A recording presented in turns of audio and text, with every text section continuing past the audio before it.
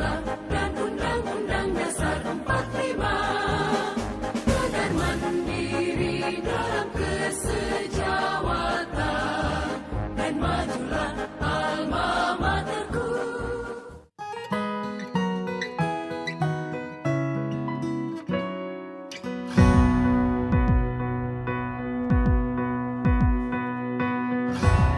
Pak, kayak tadi tugasnya kita tuh banyak sekali nih. Kayaknya harus kita diskusikan lebih ini lagi. Oh iya, tugas ini ya terkait multivariat ya. Iya, kayaknya gitu. Yang Prof Sujono Iya. tadi, oh iya. Iya, baru sedikit yang saya sempat tadi lihat dan saya ingat. Oh itu Kayaknya- terkait masalah analisis cluster kan? Iya, analisis cluster. Oh iya, baik. Baru tuh Om, Kak, harus kita kerja contoh kasusnya juga. Jadi ada ini contoh tadi kasus. yang udah bilang Bapak, itu ada pakai data Habat. Oh, pakai data Habat. Iya, dengan Ghazali. Oh iya. Jadi kayaknya ini harus kita perlancar betul. Oh ya, oke. Oke, kalau begitu kita menghadap ke kamera, kita memberikan penjelasan kepada netizen terkait menyangkut masalah multivariat Bapak mata Prof kuliah. Sujono ya? Analisis multivariat pengampunya. Ya, Bapak Prof Sujono. Oke, baik Bapak Sujono. Di mana kami dari kelompok 1, saya Amiruddin AS Esos. Dan saya Indah Sriwana Nurdin. Saya Dinda Febrianti Kalenggo. Baik, silakan Indah, mungkin bisa menjelaskan apa itu analisis cluster. Jadi analisis cluster tadi itu yang saya pahami dari Bapak itu dia itu merupakan teknik statistik yang digunakan untuk mengelompokkan objek atau data. Jadi selain itu dia juga itu mengelompokkan objek atau data ke dalam kelompok-kelompok yang homogen. Homogen ya. Iya, yang homogen. Terus dia memiliki karakteristik tertentu. Dan tujuan dari analisis cluster, Kak, Om, jadi dia selain mengidentifikasi pola atau struktur dalam data yang tidak terlihat secara langsung seperti itu. Jadi analisis cluster itu mengelompokkan data yang tidak terlihat langsung. Jadi apa peran dari analisis cluster itu ya? Untuk perannya, jadi itu peranannya itu ada sekitar 4. Yang pertama itu segmentasi pasar, terus kedua pengelompokan data, terus yang ketiga itu identifikasi pola. Dan ada iya, identifikasi pola. iya, dan keempat itu peranan analisis cluster itu ada yang namanya pengurangan dimensi seperti itu. Itu. Baik. Jadi peranannya itu ada 4 untuk analisis cluster yang saya pahami kalau dari yang apa yang saya baca. Berarti dengan itu ada batasan untuk analisis cluster ini. Kalau untuk batasannya tentu ada, Kak. Jadi batasannya itu ada 4. Iya. Yang pertama itu subjektivitasnya. Subjektivitasnya di mana pemilihan subjektivitas terhadap metode ini dan parameternya itu terkait analisis cluster dapat mempengaruhi hasil seperti itu. Terus ada juga yang namanya ketergantungan pada data. Jadi kalau untuk ketergantungan pada data yang saya ngerti, kualitas hasil analisis cluster sangat tergantung pada kualitas data.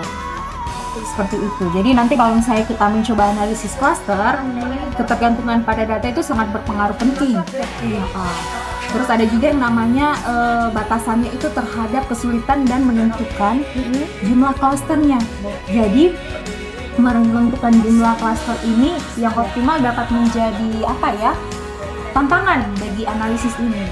Terus yang keempat, ini batasannya ada yang namanya interpretasi hasil. Jadi nanti mungkin bisa ya kita berikan contoh terhadap contoh kasus dengan interpretasi hasilnya seperti bagaimana. Jadi kalau untuk batasan analisis cluster ini terhadap interpretasi hasil analisis cluster memerlukan interpretasi yang harus kita hati-hati dan pastinya itu kita memastikan bahwasannya hasilnya valid atau bermakna. Jadi paling penting itu. Jadi batasan analisis cluster ini ada 4 yang perlu kita ketahui. Jadi saya ulangi lagi, yang pertama ada subjektivitas, terus ada ketergantungan pada data, kesulitan dan menentukan jumlah klaster, dan yang terakhir itu kita menginterpretasikan hasilnya. Kurang lebih seperti itu.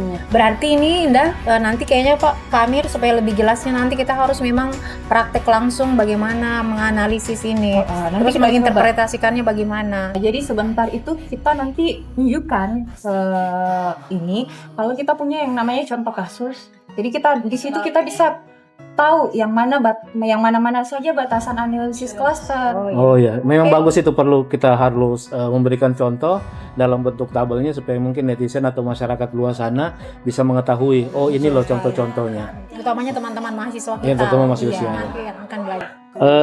Nanti setelah kita memberikan contoh kepada masyarakat luas, terkhususnya teman-teman mahasiswa yang memprogramkan bidang studi apa?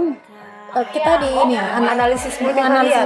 Oh, analisis multivariat. Jadi ada satu pertanyaan terkait masalah analisis klaster ini, apa sih yang menjadi permasalahan di dalam penelitian dalam analisis klaster itu? Jadi untuk masalahnya dalam analisis klaster ini Om, kita kembali lagi ke batasan analisis klaster yang kedua tadi kan. Jadi dalam menganalisis atau mengidentifikasi masalah terhadap analisis klaster, kita kembali lagi ke batasan analisis klaster. Jadi dia itu salah satu masalah juga untuk mengetahui contoh kasus. Saya kembali ya. Yang pertama kita harus ketahui itu segmentasi pasarnya. Terus pengelompokan data, terus ada yang namanya identifikasi pola, dan yang terakhir itu ada yang namanya pengurangan dimensi serta analisis sentimen seperti itu. Jadi ternyata semuanya sudah, memang sebelum kita melakukan uji coba nanti memang materinya sudah disiapkan, sudah Sudah lengkap semua ya. Iya. Jadi tinggal kita saja yang melangkah pada contoh kasusnya, bagaimana kita mengetahui batasan-batasan limit terhadap contoh kasus. Oke. Jadi kesamaan antara objek dalam analisis klaster itu ya, itu menggunakan beberapa metode, antara lain yang pertama itu jarak excellent, terus yang kedua ada itu namanya jarak Manhattan, dan yang ketiga itu koefisiensi korelasi. Ini ada 6, tapi saya akan menjelaskan 3 ya. Nah, ada 3. Yang pertama terkait menyangkut masalah jarak Euclidean, yaitu di mana jarak Euclidean ini adalah mengukur jarak antara dua objek berdasarkan perbedaan yang dinilai atributnya. Nah, ya, jadi semakin kecil jarak, ya kan? Semakin kecil jarak berarti semakin mirip objeknya. Itu yang terkait menyangkut masalah jarak Euclidean. Sedangkan kalau jarak Manhattan yaitu mengukur jarak antara dua objek, ya, antara dua objek yang berdasarkan jumlah perbedaan nilai. Berdasarkan jumlah perbedaan nilai atributnya. Semakin kecil jaraknya, ya, nanti semakin mirip objeknya. Jadi mengukur kesamaan, jadi itu mengukur kesamaan antara dua objek berdasarkan hubungan lintas antara atributnya. Terus yang kedua nilai kolerasinya, ya, berdasarkan antara 1 hingga -1 sampai +1. Ya, -1 dengan +1 dengan nilai tetap 1. Ya, jadi itu menjadikan kesamaan yang sempurna. Itu ada 3. Jadi Om Amir, kan tadi Om Amir itu jelaskan 3 kesamaan dan dari beberapa pendapat para ahli, ya. Jadi kalau saya pikir untuk analisis klaster ini kayaknya agak banyak ya yang perlu diuji, dan banyak juga para pendapat seperti itu. Tadi Om Amir sudah jelaskan 3. Mungkin yang selanjutnya itu apa saja lagi? Oh iya, memang saya sengaja tadi itu menjelaskan cuma 3. Kalau sebenarnya itu ada 6. Oh begitu. Ada 6 ya. Poin-poinnya itu apa? Iya, yang tadi itu 1, 2, 3 yang saya sebutkan, dan itu ada 6. Di mana ada yang ke-6 yaitu yang 4 yaitu terkait masalah jarak cosine. Terus yang kedua terkait jarak Mahalonis. Jarak Mahalonis, ya, dan yang ke-6 itu koefisiensi Jacob. Ya, Jacob. Nah, pasti kalian bertanya, apa sih sebenarnya itu jarak cosine itu? Enggak, jadi karena istilahnya baru, kayaknya harus dijelaskan. Oh iya. Saya kita enggak paham itu. Kan masih awal sekali kita untuk analisis klaster itu. Jadi kita harus tahu menelisik lebih dalam. Ya. Jadi kalau terkait masalah jarak kosain, yaitu mengukur kesamaan, ya, mengukur kesamaan antara dua objek yang berdasarkan sudut antara vektor atributnya. Nah, itu vektor atributnya. Karena semakin kecil sudutnya, nanti semakin mirip objeknya. Jadi semakin kecil sudutnya, semakin mirip objeknya. Terus yang berikutnya yaitu yang kelima, itu jarak Mahalanobis, yang dimana jarak Mahalanobis itu mengukur jarak dua objek, ya, mengukur jarak dua objek yang berdasarkan perbedaan. Ini perbedaan nilai, ya. Dimana semakin dengan pertimbangan kovariansi antara atributnya, seperti kayak gitu. Terus yang keenam yaitu kovariansi Jacob, yaitu mengukur kesamaan antara dua objek yang berdasarkan kesamaan atribut binernya. Oh ya Kak, berarti dari 6 tadi penjelasan itu sebetulnya kita bisa tarik kesimpulan ya. Iya. Maksudnya kesimpulannya itu apa ya Kak? Ya, jadi untuk pemilihan metode pengukuran kesamaan yang tepat tergantung pada jenisnya. Jadi tergantung pada jenis data dan tujuannya. Ya. Jadi dengan menggunakan metode yang tepat, Anda atau kita semua dapat mengidentifikasi kesamaan antara objek, ya, antara objek dengan lebih akurat. Jadi kalau kesamaan datanya makin objeknya itu yang kita makin akurat. Jangan Seperti dulu kayak Om, gitu. makin anunya ini apa? Makin akurat. Oh begitu. Ya.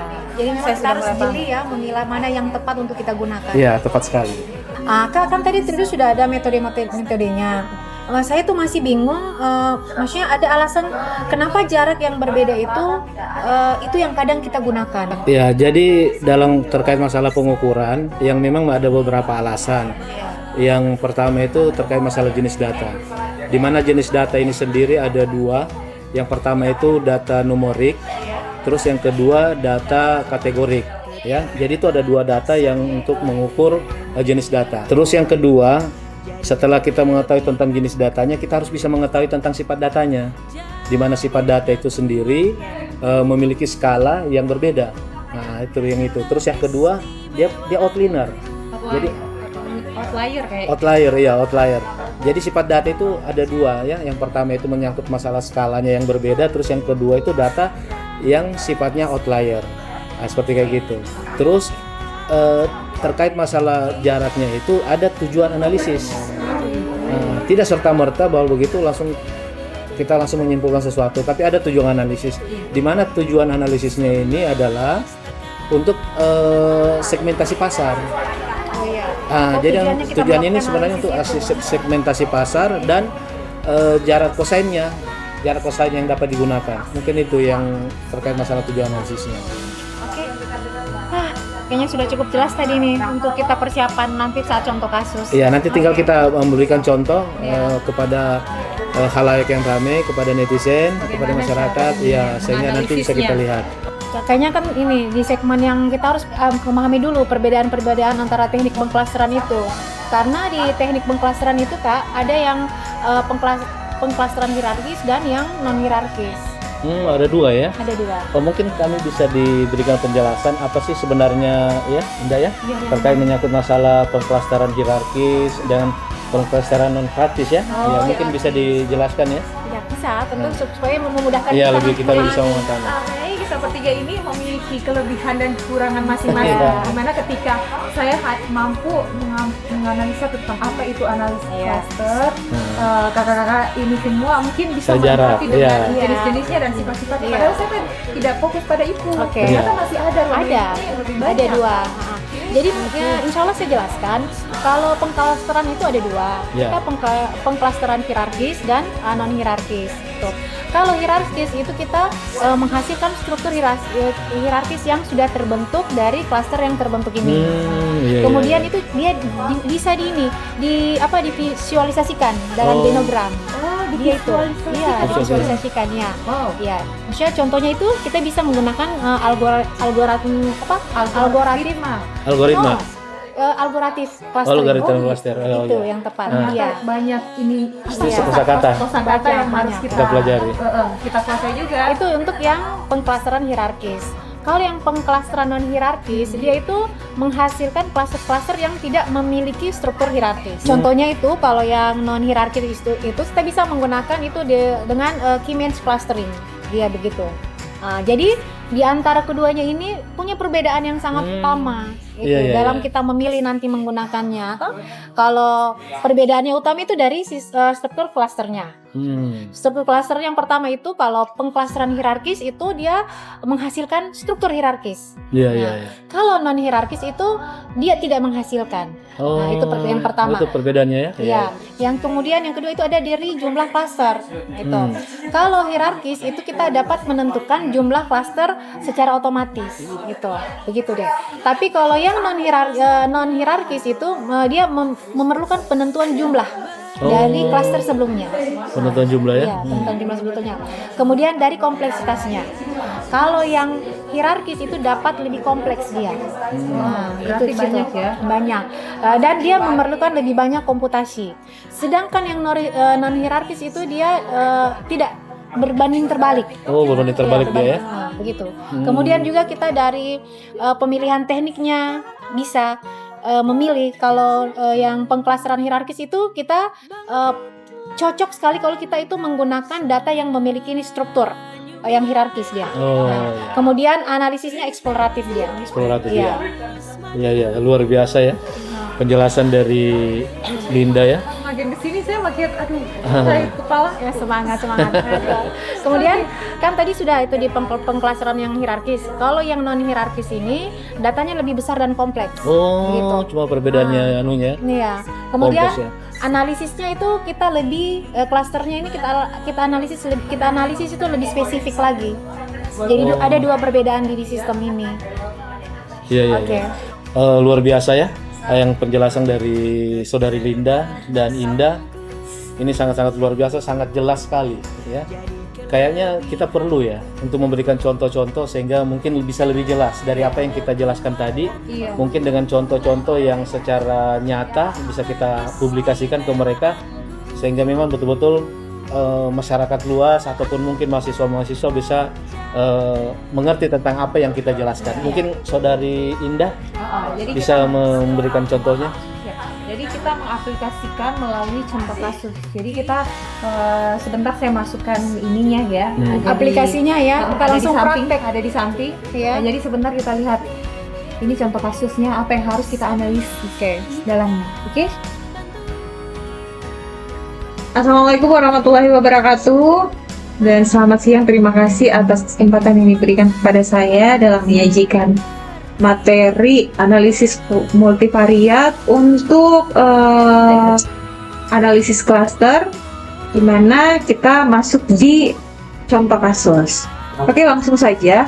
Termasuk untuk di contoh kasus ini, untuk kita olah data ya, data yang digunakan data Hubbard, dan kita masuk di Classify.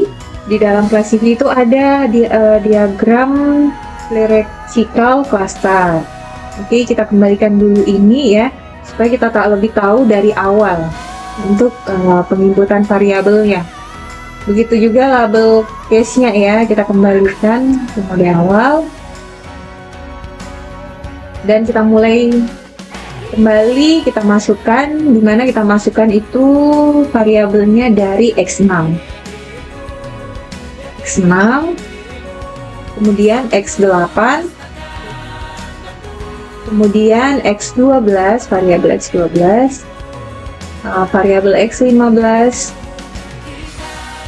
dan variabel X18.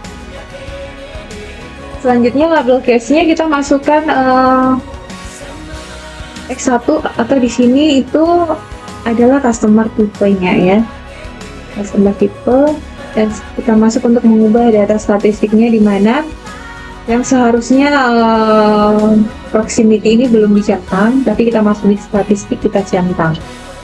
Selanjutnya kita continue.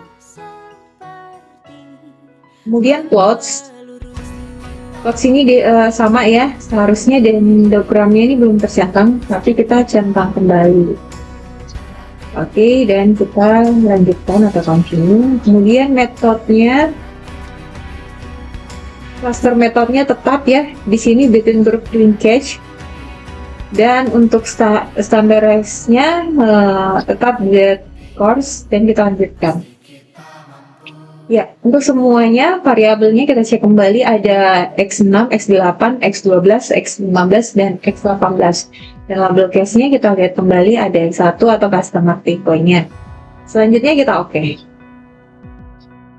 Ya, ini dia tampilan interpretasi untuk data Habat di mana contoh kasus analisis cluster. Dan untuk interpretasinya mungkin saya serahkan ke Om Ani untuk menjelaskan sedikit tentang interpretasi analisis cluster untuk contoh kasus ini. Baik, terima kasih Saudara Indah yang telah memaparkan terkait masalah analisis cluster dari Habat, dan saya akan menjelaskan terkait masalah interpretasi analisis cluster Habat, di mana case processing summary-nya adalah menampilkan informasi mengenai jumlah data yang digunakan dalam proses analisis cluster. Tabel ini memberikan dua informasi penting, yaitu satu terkait masalah jumlah data yang valid, terus yang kedua jumlah data yang hilang atau digunakan, missing cases, missing case. Pada tabel tersebut terlihat bahwa jumlah kasus valid adalah 100 sama dengan 100%, dan jumlah kasus yang hilang missing adalah 0, berarti 0% ya. Dari total keseluruhan data yang diinput sebanyak 100 kasus sama dengan 100%. Hasil ini menunjukkan bahwa seluruh data yang dimasukkan ke dalam analisis cluster dapat diproses secara utuh tanpa ada data yang hilang atau tidak lengkap. Dengan kata lain, tidak ada nilai yang kosong pada variabel yang digunakan dalam pembentukan cluster. Terusnya saya akan menjelaskan, yaitu agglomeration. Schedule-nya merupakan keluaran atau output dari analisis cluster yang hierarkisnya menampilkan tahapan proses penggabungan antara objek atau antara cluster. Setiap baris pada tabel mewakili satu tahapan penggabungan stack dalam proses pembentukan cluster. Setiap baris pada tabel mewakili satu tahap penggabungan. Ya. Dimulai dari tahap awal objek individual hingga seluruh data tergabung menjadi satu kelompok besar.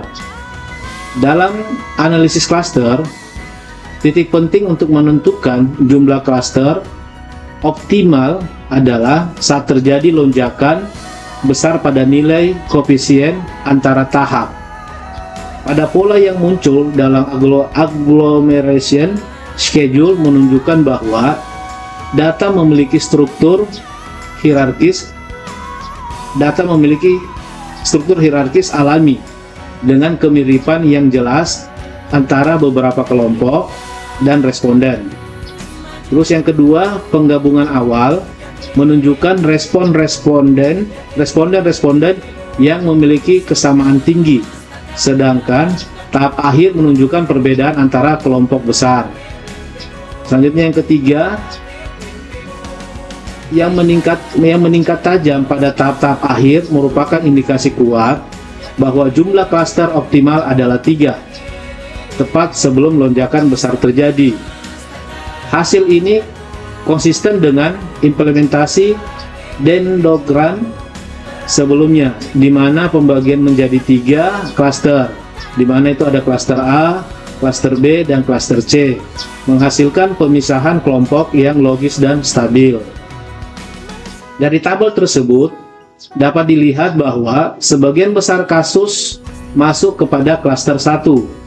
Hanya 2 kasus yang tergabung dalam klaster 2, yaitu kasus ke-6 dan ke-87, dan 1 kasus yang tergabung dalam klaster 3, yaitu kasus yang ke-84. Artinya, secara umum data yang digunakan memiliki tingkat kemiripan yang tinggi antara observasi, sehingga SPSS menempatkan sebagian besar kasus dalam satu kelompok besar, yaitu klaster 1. 2 klaster lainnya, yaitu klaster 2 dan 3, berisi kasus-kasus yang memiliki karakteristik yang berbeda secara signifikan dibandingkan dengan mayoritas data. Terus saya menjelaskan tentang dendrogram yang dimana menunjukkan bahwa mayoritas objek 96 dari 100 tergabung dalam satu klaster besar dengan kemiripan yang relatif tinggi. Terus yang kedua, terdapat dua klaster kecil yang masing-masing terdiri dari klaster 2, case 6 dan 87 mengarah menunjukkan bahwa keduanya memiliki karakteristik untuk dibandingkan anggota lain. Sedangkan klaster 3 yang memiliki case 84 yang mengarah sangat berbeda, baru bergabung pada tahap akhir clustering. Sehingga dalam tabel dendrogram dikatakan semakin pendek garis horizontal dengan dalam dendrogram semakin tinggi kemiripan antara objek dan klaster. Terus case 84 adalah objek yang paling berbeda ditunjukkan oleh posisi penggabungan yang paling kanan, jarak yang paling besar. Demikianlah yang dapat saya sampaikan terkait masalah interpretasi analisis klaster Hubbard. Dan selanjutnya akan dilanjutkan oleh Saudara Linda yang akan menyampaikan tentang implementasi analisis dari Ghazali. Waktu saya persilakan. Nah, terima kasih. Selanjutnya saya akan menjelaskan data Ghazali dalam aplikasinya ke SPSS. Ini tampilan SPSS-nya. Kemudian kita buka Analyze. Ya. Selanjutnya kita buka Classify. Kita ke hierarki cluster. Oke. Karena datanya sudah tersajikan, kita keluarkan dulu. Untuk ini. Kita coba dulu. Yang label case-nya kita pindahkan kembali. Ya.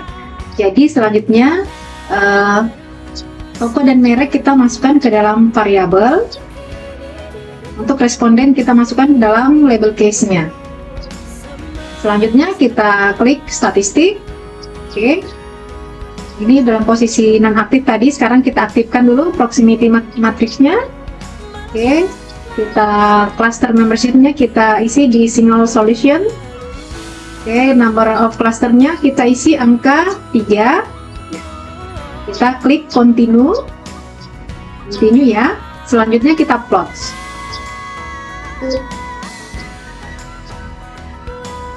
Ya. Nah, kita centang dendrogramnya dan kita continue lagi. Nah, kita klik method. Oke. Untuk cluster metodenya kita ganti menggunakan nearest neighbor. Di intervalnya kita isi Euclidean sebentar. Untuk intervalnya kita isi menggunakan kita menggunakan Euclidean distance. Baik. Untuk standardized-nya kita gunakan z-cross. Oke, kita continue. Kita klik oke. Kita menunggu masuk SPSS-nya. Selanjutnya saya jelaskan interpretasi data dari data Ghazali tadi. Dari hasil output SPSS ini, tabel agglomeration schedule memberikan langkah-langkah proses hierarkis. Langkah 1 itu menggabungkan dua observasi terdekat menurut Euclidean distance, yaitu case 5 dalam kurung E dan case 6 dalam kurung F yang memiliki koefisien distance terkecil, yaitu 0,762.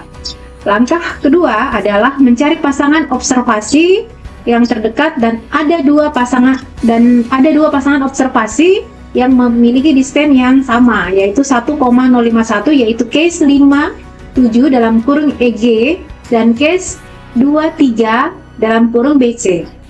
Nah, langkah ini dilakukan seterusnya dan hasilnya dapat dilihat dari grafik dendrogramnya. Ya. Selanjutnya, nah, dari grafik dendrogram ini dapat pengelompokan klaster sebagai berikut, yaitu berisi 3 klaster. Klaster 1 isinya A, klaster 2 B, C, dan D, dan klaster 3 itu E, F, G. Kemudian kita bisa lihat klaster membership untuk 3 klaster. Oke, selanjutnya untuk kasus 4 klaster, maka pengelompokan akan terdiri dari klaster 1A dalam kurung, klaster 2 dalam kurung B dan C, klaster 3 dalam kurung D, dan klaster 4 dalam kurung E, F, dan G. Baik. Untuk kasus 5 klaster, maka pengelompokan akan terdiri dari klaster 1 dalam kurung A, klaster 2 dalam kurung B, klaster 3 dalam kurung C, klaster 4 dalam kurung D, dan klaster 5 dalam kurung E, F, dan G. Baik, demikian tadi contoh SPS dan interpretasi kami dari data Ghazali. Oke, terima kasih.